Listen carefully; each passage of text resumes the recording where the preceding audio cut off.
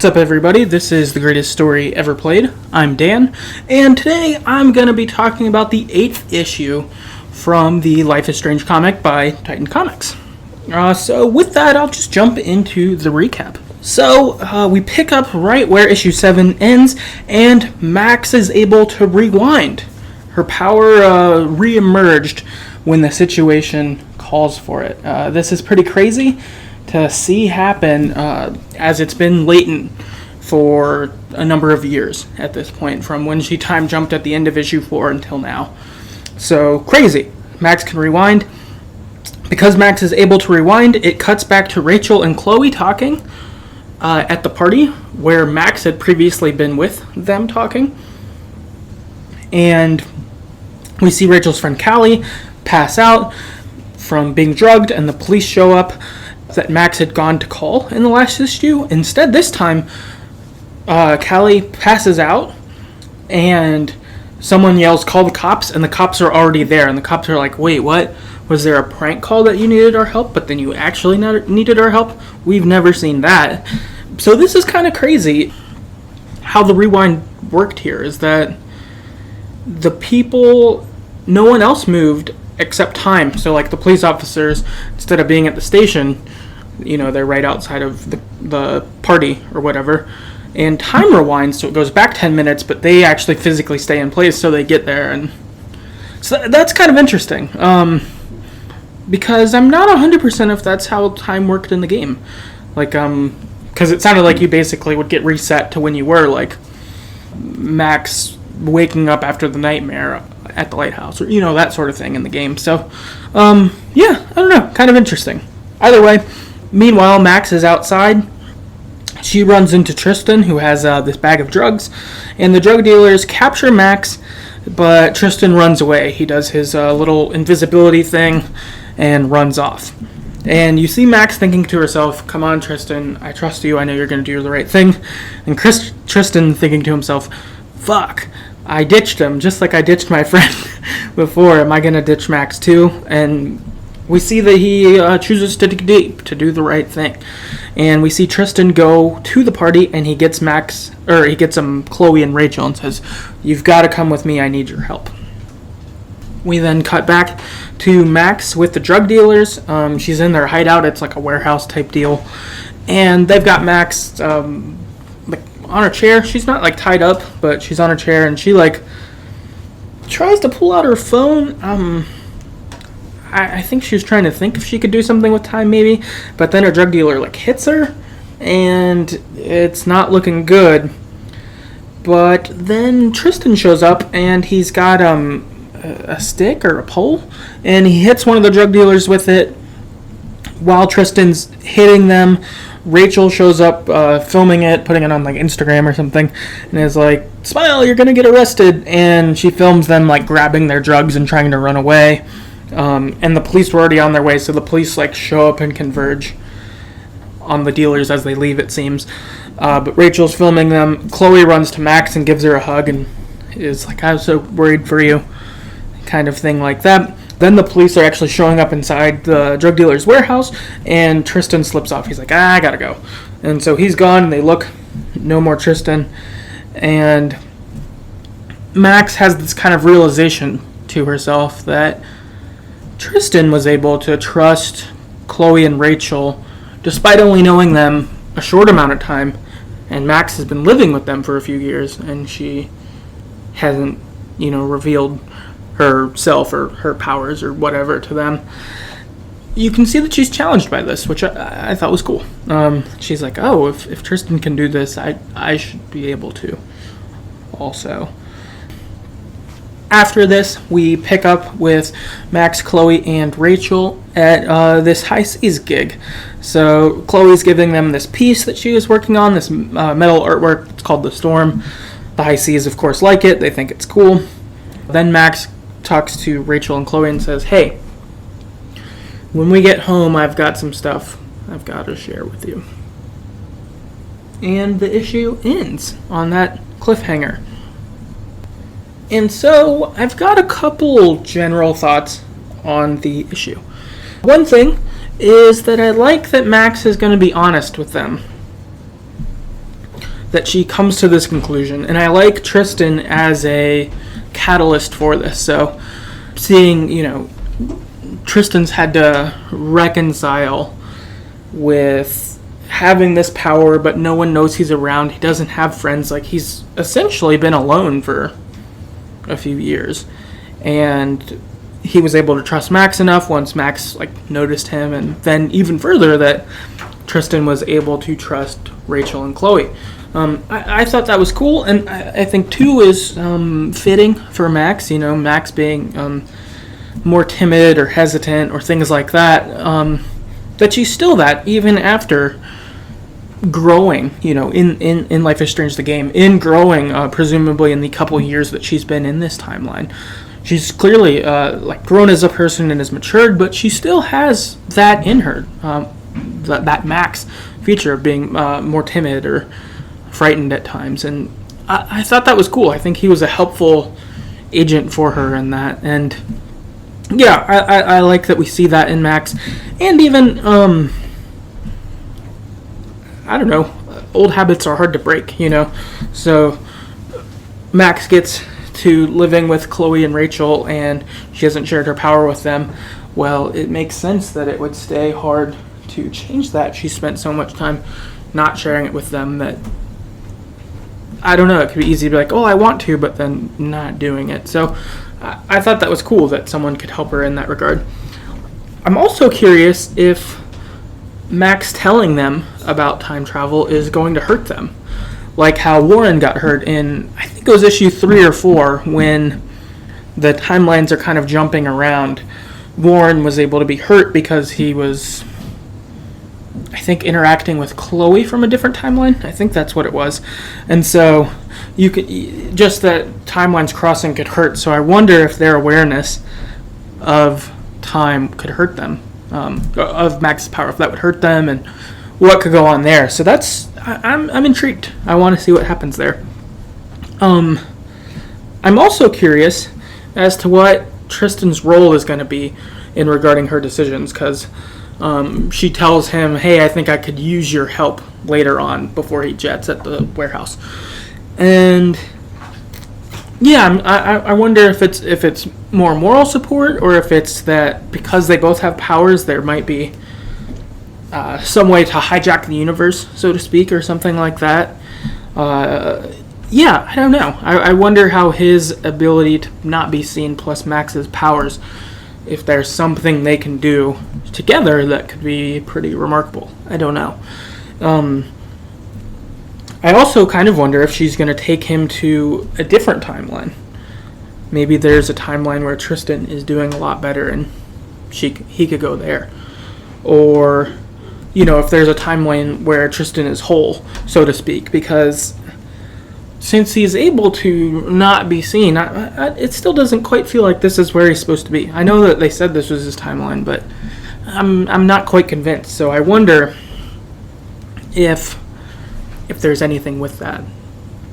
I'm interested to see that for sure. And I guess my last thought, this is not about the comic itself, and I did mention on the issue 7 podcast too, podcast episode, but I'm going to not do them on an issue-by-issue basis anymore. So I'm not going to do issue 9 when that's released in October. Instead, what I'm going to do is just do the 4-issue arc. So as Waves was the previous 4, and then Dust was 1 through 4 when it started, I'm going to do whatever 9 through 11, or 9 through 12 is. I'm going to do whatever that one's called. Just as a whole, and just buy the trade paperback that way. I think the reason being is I've found that it is a little bit challenging with just 20 pages of content, that it is a little hard to riff off of.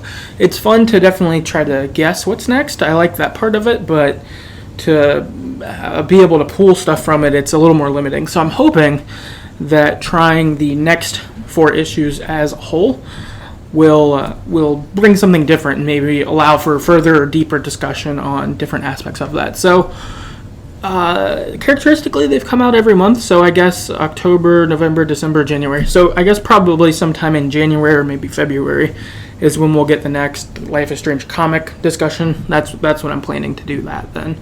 when that comes out. I'm definitely, though, still 100% interested in the comic. I like it. Once they put up the trade paperback for that, I'm going to pre-order it. Like, I want my money to go to Titan Comics. I want this comic to keep being made. It's not, my decision on that doesn't have anything to do with interest, but just everything to do with good material, potentially, or material to discuss with you guys and share that way. So I'm going to do that. I'll post it on Twitter, too, just so people know, but there's that. And then last, I've got a little bit of listener feedback just on this issue and a little bit about the Waves arc as a whole. So first I've got Alyssa on Twitter, and she says, I actually liked it as the whole arc. I read all the chapters last weekend. From one person's story, it became an ensemble story. With interesting moving pieces, Tristan does work for me right now, as his backstory is intriguing and quite sad. A couple good things here, but that Alyssa points out. One being is that the shift that the story's taken from a one-person story to an ensemble. So the first 4 issues, it was really a Max and Chloe story. And a lot of it, since Max was kind of our main point of view, it's how's Max dealing with this. Felt very much so like the game in that regard, which was really cool. But the shift that it has gone, as Alyssa brings up, now Max really shares the stage with Rachel and with Chloe, being the 3 roommates, being in this new timeline. It's far more the ensemble of them, and at that, Chloe and Rachel, of course, have far bigger personalities than Max, and so it even allows Max to be a little bit in her natural background she would be if, we were talking to her as a person, or she wasn't a time traveler, kind of thing like that. So that's pretty cool. And then shifting onto that Tristan has been added to the scene. He's part of the group now, a part of the comic storyline, and he is working a lot better than I would have guessed, or maybe apprehension I would have. When he showed up, I was kind of like, I don't know, is this going to be cool introducing a new character? Like, I already love Max and Chloe. I'm interested in Rachel here. We have other cool characters in the Life is Strange universe. Do we really want or need a new one? But he's working. I think he's helpful as the kind of Obi-Wan in a sense for Max, helping her kind of learn. He doesn't, he's not teaching her the powers, but he's helping her consider power, and I don't know, that sort of thing, and that kind of bond that they have. And as she mentioned, shared trauma. It does seem like, again, the Life is Strange universe, of course, has trauma being the thing that triggers a power in people. And it's sad, but I think it does fit. So I do like that. So yeah, good thoughts. Next up, I have Adam on Twitter. He said, I've been enjoying this second arc as well enough, but I really enjoyed all the multiple timeline shenanigans more in the first arc. Issue 8 was solid, but nothing really stuck out for me. I do like that thought, the multiple timeline shenanigans. That was pretty fun, engaging with those different timelines going on, seeing how they interact with each other, seeing that they could hurt each other if you were in them, or even, I think it was in issue 3, maybe it was 4, but we commented on how it seems like in each timeline there's a Max who has a person who she shares stuff with. So, in one of them, Warren was her Chloe, and so he was the confidant. Or it seemed like when she was choosing which one to go to, there was one where she was closer with Victoria, or different things like that. So I do like the multiple timelines. I am interested in that, and I think we're gonna have to end up back there. Maybe it will be the end of the next 4-issue arc. I could see that if that's when Max makes her jump. I thought it would happen sooner, but now that it hasn't, I think that these next 4 issues will probably involve Max still in the current timeline before she makes her move elsewhere with the help of Chloe, Rachel, and Tristan. Next up, we've got Glitter on Twitter, who said, I liked Rachel's portrayal, sweet Amber Price moments, creative use of lens/camera/phone, and seeing mystery elements come back in, especially in the last panels. I like the arc overall. This was a good issue, but it's not my favorite. I disliked much of the kidnapping plot thread. It felt like an abrupt end. Yeah, two things that stood out to me in Glitter's comments are, I like Rachel's portrayal a lot here too. This might be my favorite Rachel Amber among all the portrayals that I've seen of her. Like in Before the Storm, I thought she was decent, but she was pretty toxic and crazy at times. But her good parts were really good. But I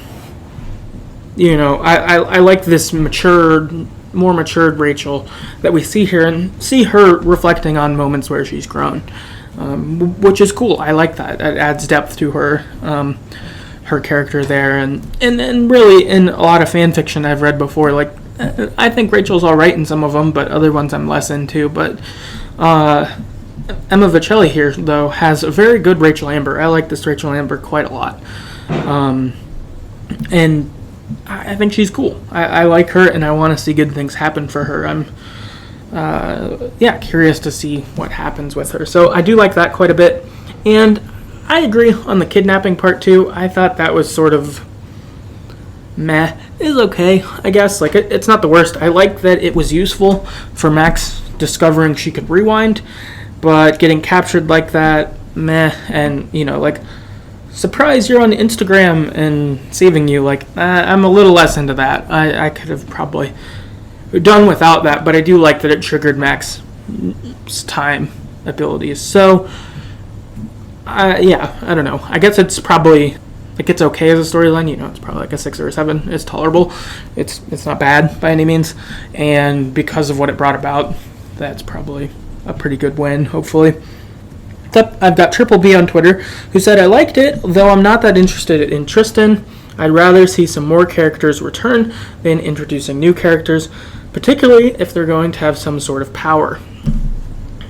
I definitely can. I definitely understand the disinterest in a new character. I think that part of what doing a Life is Strange comic really does bring and should bring, and mostly has, is it's giving us the characters we already know and love. So we may never see Max or Chloe or anyone else from Arcadia Bay again on a video game form, and so the comic book really is providing and should provide that experience of getting to see them in a new form that's in a somewhat official capacity. Official in that it's, a legitimate thing. I guess, the comic isn't canon compared to the video game or something, but it's, valid and important or good, whatever.